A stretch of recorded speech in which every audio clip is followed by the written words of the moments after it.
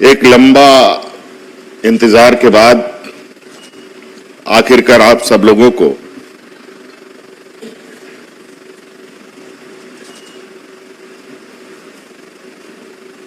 राज्य सरकार का हिस्सा बनते हुए राज्य के जनमानस को सेवा करने का अवसर प्रदान हुआ है।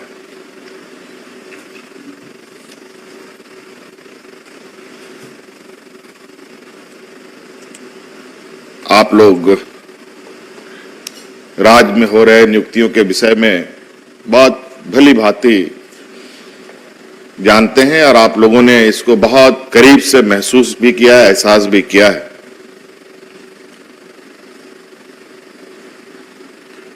लगभग 1000 दिन से अधिक इंतजार करने के बाद आप लोग पदाधिकारी बन चुके हैं और अपने जिम्मेवारियों का निर्वहन भी करना आप लोगों ने प्रारंभ कर दिया है।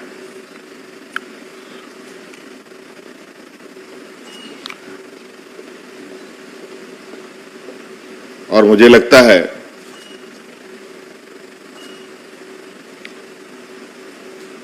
पदाधिकारी बनने से पहले आप लोगों के मन में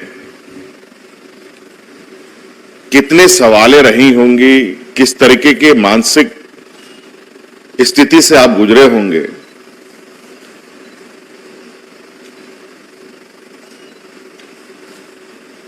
ये आप बहुत बेहतर समझ सकते हैं।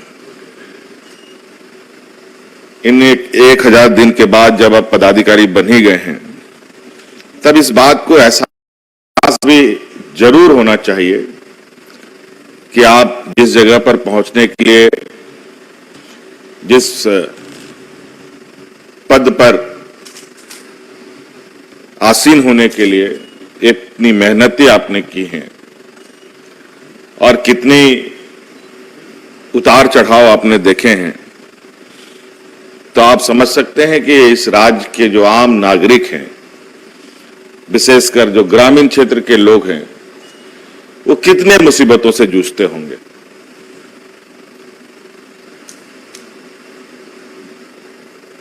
आज आप प्रखंड विकास पदाधिकारी, दंडाधिकारी और भी कई वर्गों में आप लोगों ने अपना योगदान दिया है और विशुद्ध रूप से आप लोग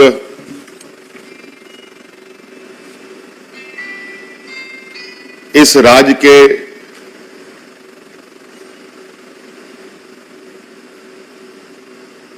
जड़ों में काम करने वाले लोगों में से, पदाधिकारियों में से एक है, जो हमारे इस राज्य को एक नई ऊर्जा और नई ताकत आप लोगों के माध्यम से मिलने जा रहा है। आप सबको पता है, झारखंड देश के सबसे पिछड़े राज्यों में से एक है।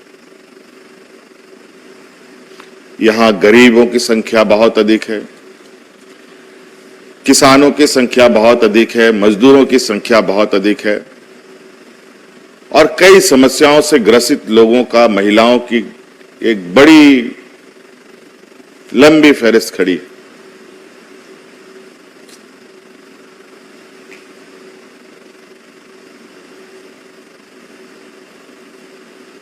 सरकार बनने के बाद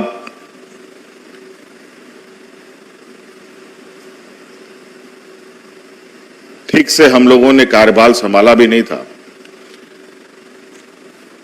कोरोना ने हमें घेर लिया और वो दिन मुझे बताने की आवश्यकता नहीं है, क्योंकि उस मुसीबत को सिर्फ हम ही नहीं, पूरे दुनिया उससे जूझ रही थी।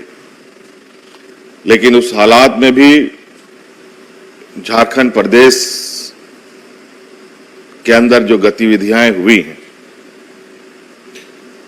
जहां पर हमारे पास डॉक्टरों की कमी है, अस्पतालों की कमी है, उपकरणों की कमी है, कई चीजों का अभाव होने के बावजूद इस वैश्विक महामारी को कितने सरल तरीके से हम लोगों ने और शांत माहौल में इसको पार किया है।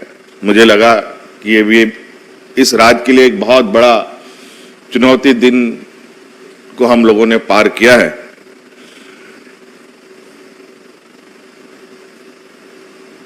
यहां के लोग बहुत सरल स्वभाव के लोग होते हैं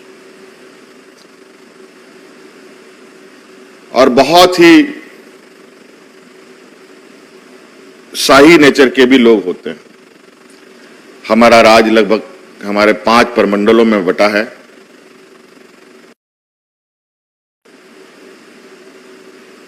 और 5 प्रमंडल में कुछ कुछ भिन्नताएं भी हैं।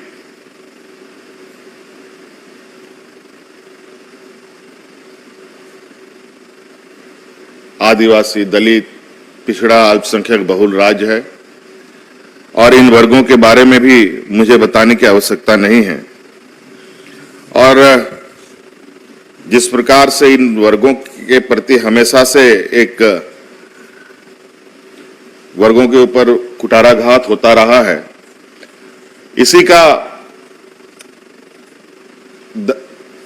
तकलीफ था, इसी का एक कड़वाहट था कि हमारे पूर्वजों ने एक अलग राज्य की लड़ाई लड़ी और अंतोगत्वा 2000 ईस्वी में हम सब लोगों को एक अलग राज्य, अलग प्रांत मिला, झारखंड बना और 20 वर्षों का सफर तय करते करते आज यहां हम लोग पहुंचे हैं। सरकार बनने के बाद निश्चित रूप से सरकार को सर्वप्रथम, जैसे आप कहीं पदस्थापित होते हैं तो सबसे पहले आप क्या देखते हैं, उस जगह के बारे में क्या जानना चाहते हैं।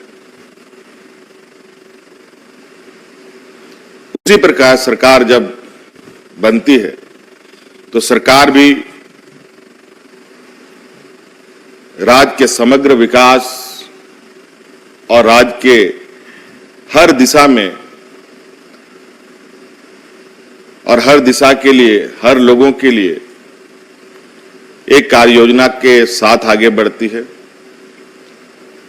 और कार्य योजना बनाने वक्त बहुत सारी चीजों को ध्यान में रखना पड़ता है। हम जानते हैं कि यह राज्य पिछड़ा है, लेकिन पिछड़ा क्यों है, इसका कारण क्या है, शायद कोई नहीं बता सकता। और हम भी शायद कुछ बताएं तो वो भी अधूरा हो। आखिर और सब राज्य इतनी तेजी से आगे बढ़ रही है, इस राज्य में क्या ऐसी कमी है जहां हम राज्य देश के पिछड़े राज्यों में से एक है? क्या यहां मेहनतकश लोग नहीं हैं?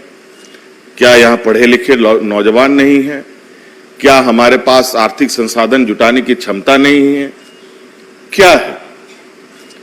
यूं तो हम देश के 42% खनिज संपदाओं से भरा हुआ ये राज्य है, जहां धरती के नीचे खनिज संपदाएं हैं, वही धरती के ऊपर एक प्राकृतिक सौंदर्य भी है। और आप सबको मालूम है कि शिक्षा की दिशा में भी इधर अगर बिहार, बंगाल, उड़ीसा को देखें तो ये राज्य एक ऐसा सेंट्रलाइज जगह रहा है जहां शिक्षा की स्थिति पूर्व में बहुत ही बेहतर रही है। और शायद यही कारण है, आज अगर आप देखें तो आज यूपीएससी जैसे एग्जाम में एक साथ 25-25 बच्चे क्रैक करते हैं, वो भी झारखंड के होते हैं।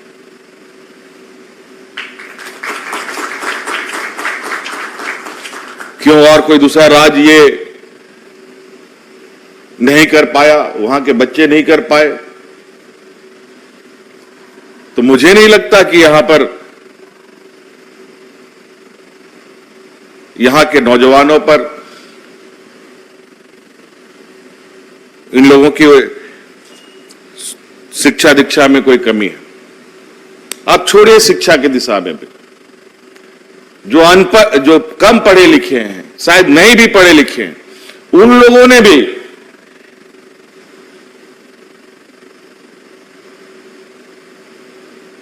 इस राज्य को एक दिशा देने का प्रयास किया, लेकिन दुर्भाग्य से उस दिशा को भी हम लोगों ने पकड़ने में हम लोग नाकाम रहे।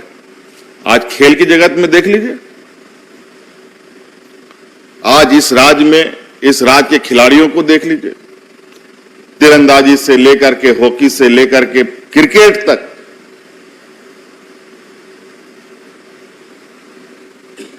आज देश दुनिया में हमारे यहां पर बच्चियां सीमित संसाधन में, घर में खाने को नहीं जुटता। अगर उन बच्चियों के घरों को आप देखेंगे तो रोंगटे खड़े हो जाएंगे। और वो बच्चे आज दुनिया के सबसे बड़े बड़े स्टेडियम में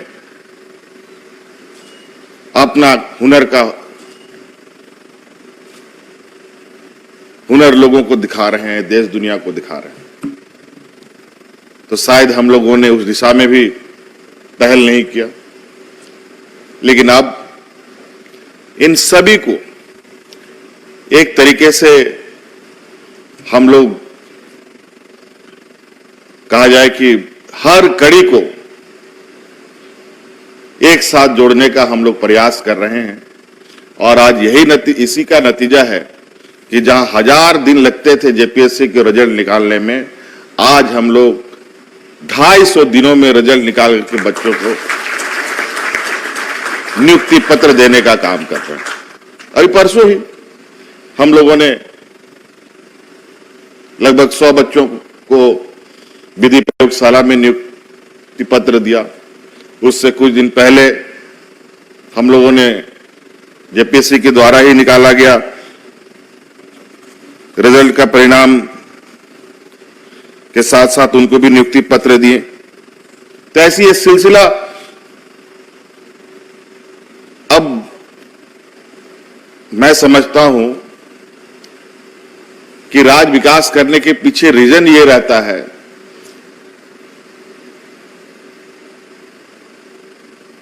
कि अगर हम कोई व्यवस्था को चलाएं, व्यवस्था को आगे ले जाना है, तो व्यवस्था को चलाने वाला व्यक्ति होना चाहिए, तभी ये व्यवस्था आगे चल सकता है। हमारे पास कोई गाड़ी है, कोई ट्रैक्टर है, कोई बस है, कोई रेलगाड़ी है, कोई जहाज है, पायलट ही नहीं है तो उड़ेगा कहां से? यही हाल है। 32 सालों में पहली बार कृषि पदाधिकारियों की नियुक्ति, राज बनने के बाद पहली बार विधि प्रयोगशाला में पदाधिकारियों की नियुक्ति। नतीजा ये होता था कि जो यहां पर कोई घटना घटता था उसका फॉरेंसिक जांच कराने के लिए हमें गुजरात, सूरत का भरोसे में रहना पड़ता था, जहां लंबा लाइन लगा रहता था। जिस कैदी पर निर्णय हम महीनों में कर सकते थे, वो अब हम सालों में कर रहे थे। और नतीजा ये है कि आज हमारे इस राज्य के जेलों में जिन लोगों को अधिकतम सजा उनके घटना में 3 साल का होना होता है, वो लोग 5-5 साल, 6-6 साल से जेल में। यही सब वजह से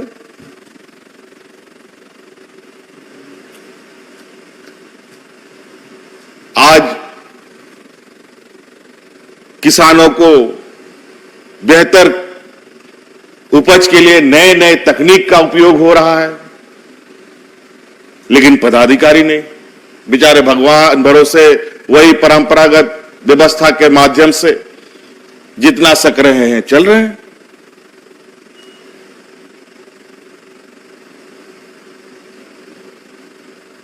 तो ये चलेगा कैसे? आगे बढ़ेंगे कैसे?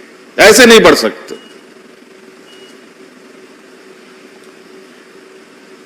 ये ऐसे स्थिति में राज्य कभी भी नहीं बढ़ सकता जहां पर इतनी बड़ी जिम्मेदारी सीमित लोगों के कंधे पर हो, चाहे वो देश का कहीं से भी अकेला एक पदाधिकारी मुख्य सचिव के रूप में बैठा दिया जाए, इनसे भी अकेले राज नहीं चल सकता। मैं मुख्यमंत्री के तौर पर मैं भी अकेले राज नहीं चला सकता जब तक हमारे हाथ पैर आंख जो आप लोगों के रूप में है वो मजबूती से स्थापित ना हो।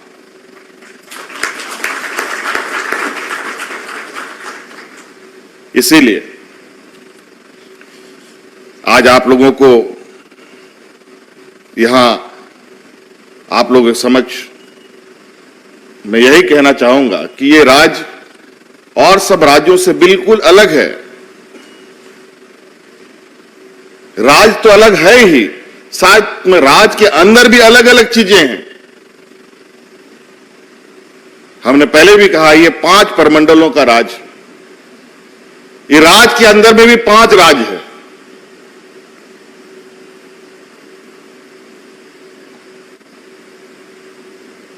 एक ये अलग तरीके से जन्मा ये राज्य है। ये कोई प्रशासनिक दृष्टिकोण से अलग हुई राज्य नहीं है ये कि नहीं वहां बड़ा साइज का राज्य है उसको छोटा किया जाए। जैसे बंगाल, बिहार, उड़ीसा सब अलग अलग हुए,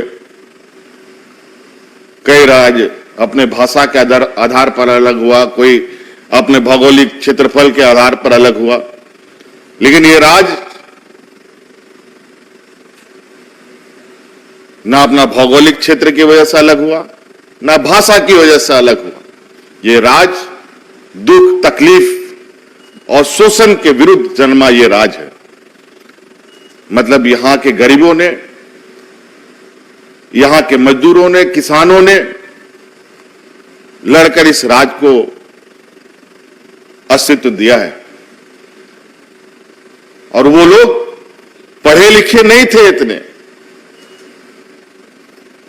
लेकिन अब उनकी नई पीढ़ी जो आज पढ़े लिखे के रूप में हम लोग यहां पदाधिकारी, मंत्री, मुख्यमंत्री के रूप में हैं, इस राज्य को आगे दिशा देने की जिम्मेवारी हमारे कंधों पर है। इस राज्य में भाषा बहुत महत्वपूर्ण है। किसी भी राज्य में भी भाषा बहुत महत्वपूर्ण होती है। मैं समझता हूं यहां यह भी एक बहुत बड़ा कारण होता है, जो कन्वर्सेशंस होते हैं लोगों के बीच में, ग्रामीणों के साथ, अगर आप वहां उसकी स्थानीय भाषा को आप नहीं जानते हैं, यहां ऐसे भी जगह हैं जहां लोग को हिंदी बोलना नहीं आता, अंग्रेजी तो दूर की बात छोड़िए, और यहां ऐसे भी पदाधिकारी हैं जहां हिंदी अंग्रेजी के अलावा दूसरा कुछ नहीं जानते, तो आप किसी ग्रामीण से कैसी बातें करेंगे? उसके लिए वृद्धा पेंशन के संदर्भ में क्या बात करेंगे? उसके सरकार के कार्य योजनाओं के संदर्भ में कैसी आप बात करेंगे? जो वो बोलेगा आपको समझ में नहीं आएगा, आप जो बोलेंगे उसको समझ में नहीं आएगा, तो काम होगा कहां से? तब आप बीच में एक मिडिलमैन को रखेंगे जिसको हम दलाल कहते हैं आज के रूप में। और आज मिडिलमैनों की वजह से पूरी व्यवस्था ध्वस्त हुई पड़ी। आज मुझे वृद्धा पेंशन यूनिवर्सल क्यों करना पड़ा? जितना ग्रामीण क्षेत्रों में हम लोग जाते हैं और जितनी गहराइयों तक, जितनी निचले स्तर तक हम लोग जाते हैं, शायद वैसे जगहों पर आप लोग भी नहीं जाते होंगे।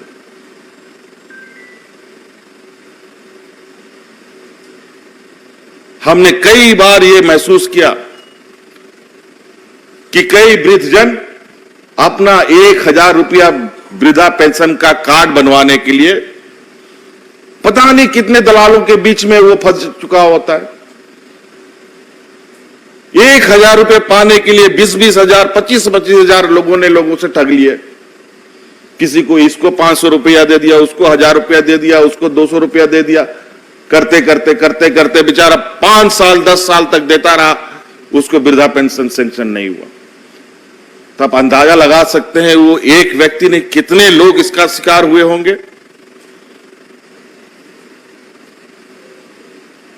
तो आज हमने इस समस्या का जड़ से निदान करने का यह निर्णय लिया कि अब मिडिल मैन का कोई स्थान ना बचे, जो भी उसके लायक होगा उसको पेंशन देने का दायित्व सरकार उठाएगी। ये काम हमको करना है।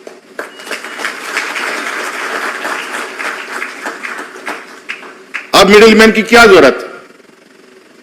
जब सरकार ने यह निर्णय लिया कि 60 वर्ष से अधिक व्यक्ति को पेंशन सरकार देगी, अब तो कोई लिमिट नहीं है। विधवा पेंशन का भी वही हाल, केंद्र सरकार ने लिमिट बांध दिया, उम्र सीमा भी बढ़ा के रखी। विडो तो कभी भी हो सकता है लोग। आज दिव्यांगों की स्थिति, दिव्यांग के लिए भी एक लिमिटेशन है।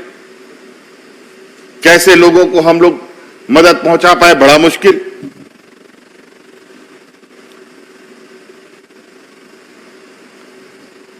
हर व्यक्ति के पास हर चीज का सवाल का जवाब था, लेकिन सबको पेंशन कैसे देंगे, इसका सवाल का जवाब किसी भी नेता, किसी भी पदाधिकारी के पास नहीं था। किसको कितने सभी दिव्यांगों को कैसे पेंशन दें, इसका जवाब किसी के पास नहीं था। सबको कैसे हम विधवाओं को पेंशन दें, इसका जवाब कभी भी कोई नहीं दे पाता था। लेकिन आज ये एक बहुत बड़ा, ये छोटा लगता है सुनने में, लेकिन इसके पीछे आप उस गरीब से जाके पूछिए कि उसको हर महीने के 5 तारीख को जब 1000 रुपए मिलता है तो वो कितना खुश होता होगा।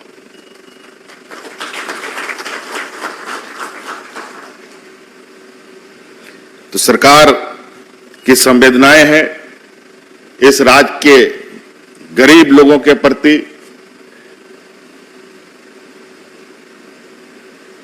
यहां के किसानों के प्रति।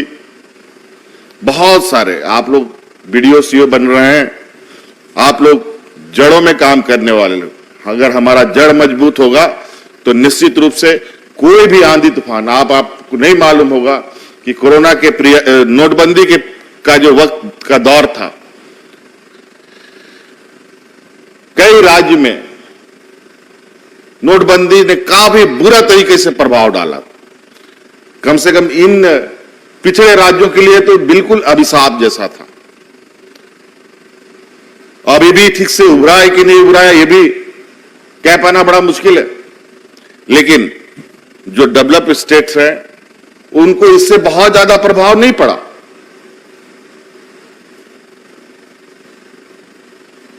वहां बहुत जल्द ही सारी चीजें सामान्य रूप में आ गई।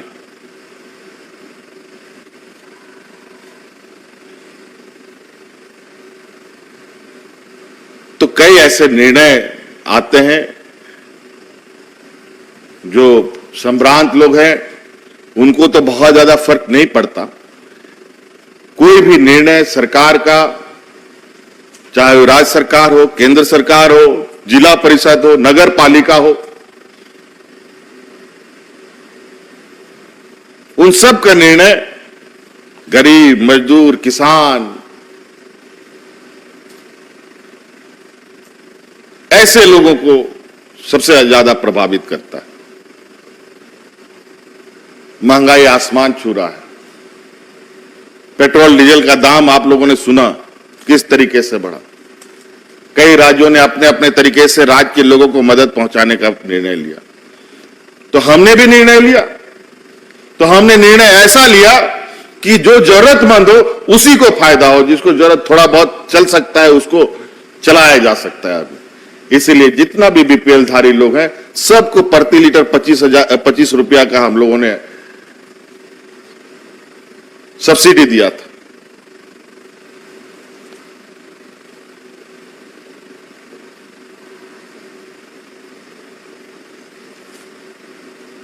बहुत अजीब अजीब आज के दिन में देश में या सरकारों के बीच में नए नियम, नए कानूनों की वजह से हमारे लोग प्रभावित होते हैं। आज के दिन में कोई किसान एक ट्रैक्टर नहीं खरीद सकता। आपको मालूम है ये बात? वो इसलिए नहीं खरीद सकता क्योंकि उस किसान को ट्रैक्टर खरीदने के लिए पैन कार्ड की जरूरत पड़ती है। क्या यह संभव है? क्या पूरा देश का किसान पैन कार्ड लेके घूम सकता है? पैन कार्ड लेना क्या मतलब? इनकम टैक्स रिटर्न भरना। इनकम टैक्स रिटर्न भरना मतलब एक चार्टर्ड अकाउंटेंट की आवश्यकता पड़ेगी। और कौन आज के दिन में किसान इतना डेवलप है जो खुद से ऑनलाइन व्यवस्था करके ये काम कर ले, फॉर्म अप्लाई कर ले।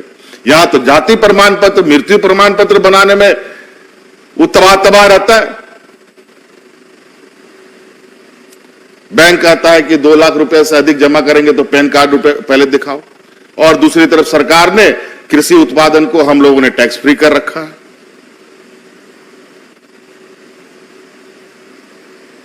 क्या करेगा उस पैसे का? वो किस तरीके से जमा करेगा, किस तरीके से खर्च करेगा?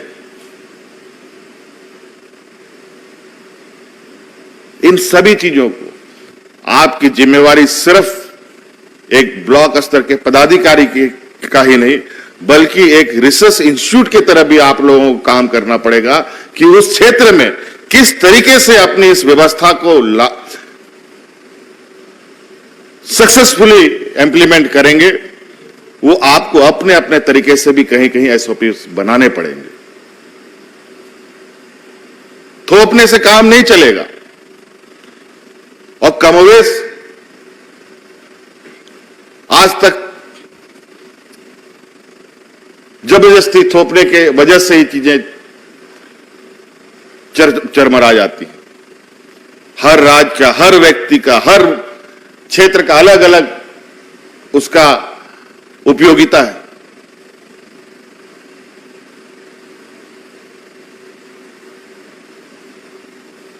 तो इसलिए आप लोगों के लिए बहुत चुनौती भरा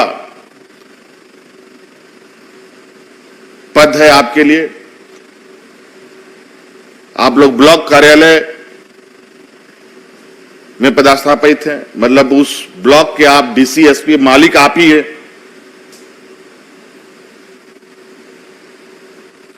कोई भी जिला का पदाधिकारी कुछ भी, या रांची से भी हेडक्वार्टर के स्तर में भी कुछ भी किसी गांव का कोई जानकारी चाहेगा तो सबसे पहले बीडीओ को खोजेगा। तो आप इससे अंदाजा लगा सकते हैं कि आपकी कितनी बड़ी भूमिका है। और इस बात को बिल्कुल आप लोग गांठ बांध करके रख लें कि आपकी नियुक्ति हुई है तो इस सोच के साथ नियुक्ति नहीं हुई है कि आप लोग कोई भी क्षेत्र में जाने से घबराएं कि वो नक्सल प्रभावित एरिया है, वो बिल्कुल साफ एरिया है, यहां कोई ये नहीं है, वहां कोई ये नहीं है। बाय डिफॉल्ट आपका इस नौकरी में ये जुड़ा हुआ है कि आपको किसी ये ब्लॉक स्तर के क्षेत्र में जाना है और ब्लॉक में भी ग्रामीण क्षेत्रों में जाना है, चाहे वो नक्सल प्रभावित हो या ना हो। हम भी घूमते हैं, हमें कभी कोई नक्सल नहीं दिखा। ये नहीं कि हमारा सिक्योरिटी की बात, आज की बात मैं नहीं बता रहा हूं। आप जब तक लोगों का विश्वास नहीं जीतेंगे कोई भी कार्य योजनाओं को आप कुशलतापूर्वक नहीं उतार पाएंगे। सबसे पहले आपको वहां के लोगों को समझना होगा, वहां के लोगों के मानसिकता को समझना होगा, उसके अनुरूप आपको अपने कदमों को आगे बढ़ाना होगा। एक बार लोगों का, अपने ग्रामीणों का मन जीत लिया, एक बार उनका विश्वास जीत लिया, तो मुझे नहीं लगता आपका कोई भी काम उस ब्लॉक में कोई रोकने की कोशिश कर सकता है।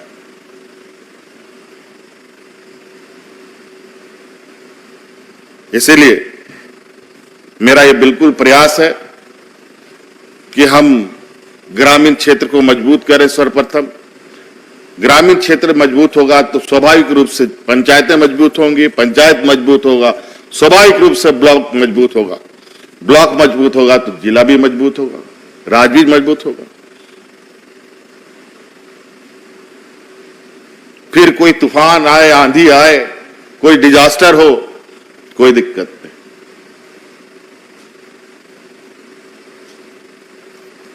आज इसीलिए आप सब लोगों को बहुत शुभकामनाएं हैं। हम लोगों का जो काम करने का जज्बा होना चाहिए, बिल्कुल एक बाबू साहब का रिश्ता बिल्कुल हमारे ग्रामीणों के साथ ना रहे, ये इस बात का विशेष ख्याल रखें। आपके ओहदे और आपके लेबल को कोई मिटा नहीं सकता। वो आपका परमानेंट अभी 40 सालों तक नौकरी के लिए है, 30 सालों तक के लिए, जितने सालों तक आपका कार्यकाल है।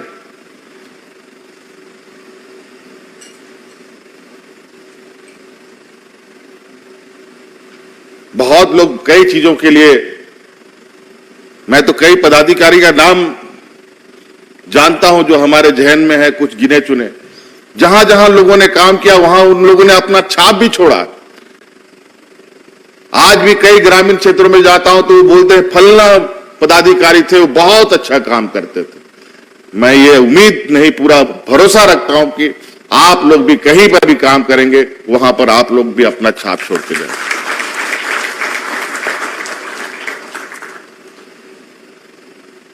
क्योंकि हमारे आंख कान नाक के रूप में आप लोग काम करेंगे।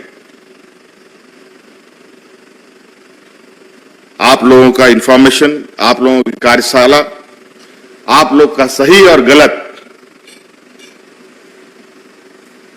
कोई भी चीजें आप करेंगे, गलत करेंगे तो जो सबसे ऊपर बैठा उसको तो परेशानी होगी ही होगी, उसका भागीदारी आप लोग भी होंगे। सभी कड़ियां एक दूसरे से जुड़ी हुई हैं।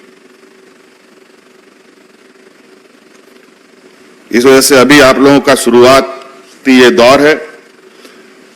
आप लोग बहुत सारी ट्रेनिंग ले रहे होंगे, बहुत माइक्रो स्तर की चीजों को आप लोग स्टडी कर रहे हैं। और मुझे लगता है, मैं तो महसूस कर रहा हूं कि 20 वर्षों में जो सरकार यहां तक आई है, राज यहां तक आया है, कैसे आया ये तो आश्चर्य ही है। और आज जब मैं चीजों को देख रहा हूं तो मुझे लग रहा है कि आज पहली बार 20 वर्षों में नियम कानून की किताबों को पलटा जा रहा है और देखा जा रहा है, तब जाके ये कागज बनाया जा रहा है।